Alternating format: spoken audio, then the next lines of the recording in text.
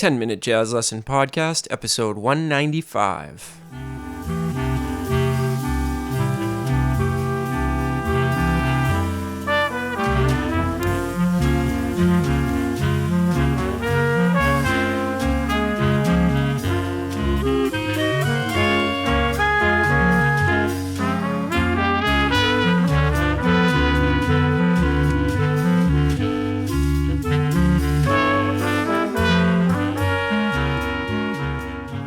Hey everybody, welcome back to another episode of the 10-Minute Jazz Lesson Podcast. My name is Nick Manella.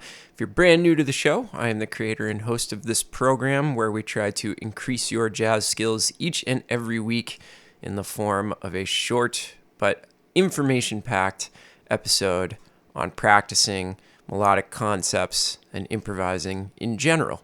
So welcome back. If you are a longtime listener to the show, wonderful to have you back in with us. This week, we are kicking off a brand new series on melodic fragments. This is one of my favorite improvisation topics, and I just know that it is going to improve your playing a ton. If you study these lessons and really take them seriously, start to work on them, you'll definitely start to notice some new sounds in your playing. A couple of items of housekeeping before we get into it. If you'd like the PDF to this episode and every single other episode that we've ever done, please head over to our website, 10minutejazzlesson.com.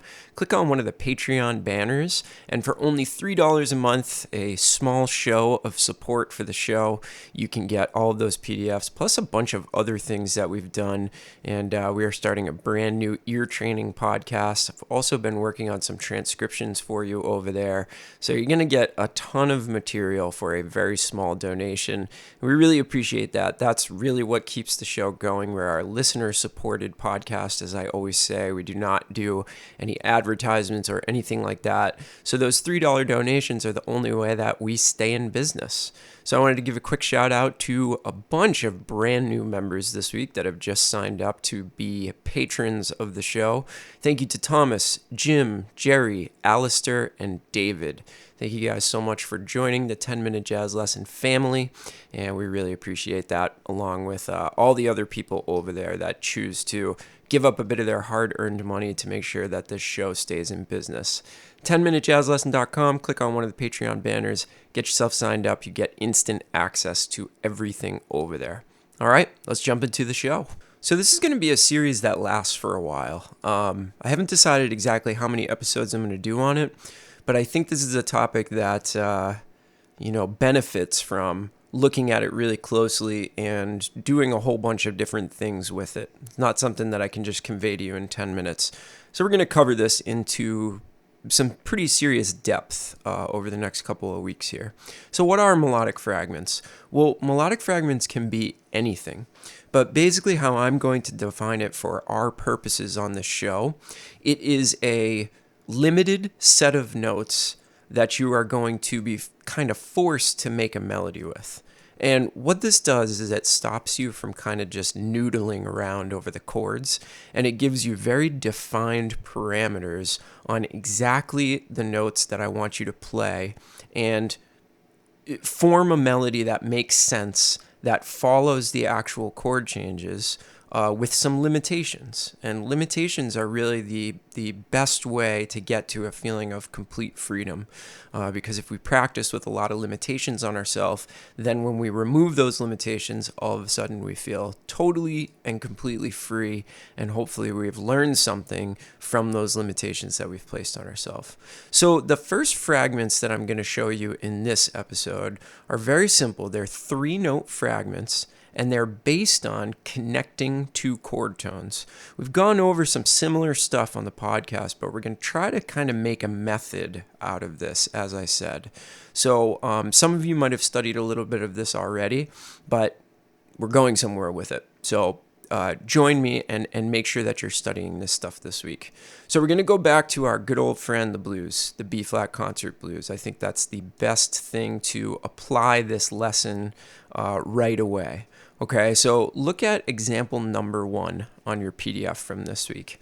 And what you're going to notice is the melodic fragment that I'm using is 3, 4, 5. So we're using 4 to connect 3 and 5. And 4 is usually a note, especially on a major chord, that we really try to avoid. So like I had a student ask me when I was showing this to them the other day, I thought we were supposed to avoid the 4. Well, you should avoid hanging out on the 4 because we know that it obscures the 3rd, and that's why it just doesn't sound very good over a major chord.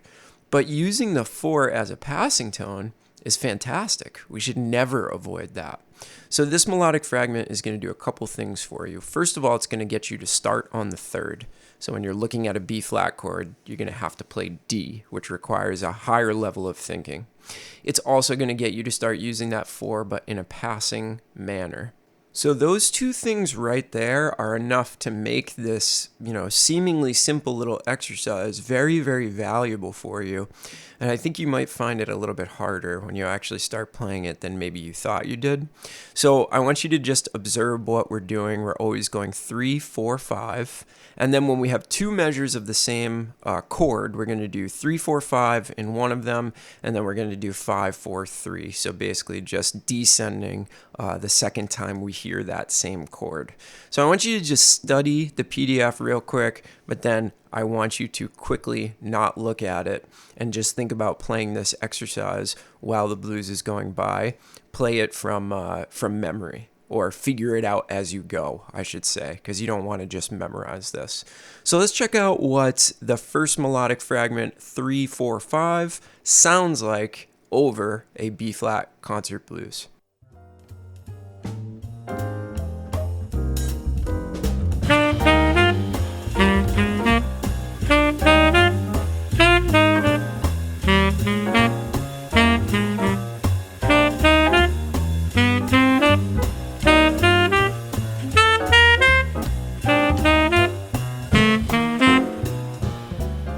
All right, so there you have it. In a simple exercise, just 3, 4, 5, and then 5, 4, 3, using that fourth as a passing tone. All right, now we're going to look at one more melodic fragment in this episode. We're going to look at 5, 6, 7. Or you can think about it as 5, 13, 7. Doesn't really matter to me. I think about it as 6 when I'm thinking these melodic fragments because it makes sense. It's logical, right? Because you're going from 5 to 7, so I'm just thinking about it as 6. So this is going to be a different thing. When you go over this one, you're going to have to think about the 5th of the chord first, or the 7th of the chord first, right? Depending on whether you're going up or down. So this is going to give you even more freedom when it comes to not always focusing on the root, which we've talked about a ton on this show. This exercise is also really going to help with that concept. So again, if you look at the second example on your PDF, you'll notice that we're always going 5, 6, 7, unless we have two of the same chord for subsequent measures. Then on the second measure, we're going to go 7, 6, 5 on that second measure of the same chord. So here is our second melodic fragment. We're connecting 5 and 7 with the note 6. Here we go.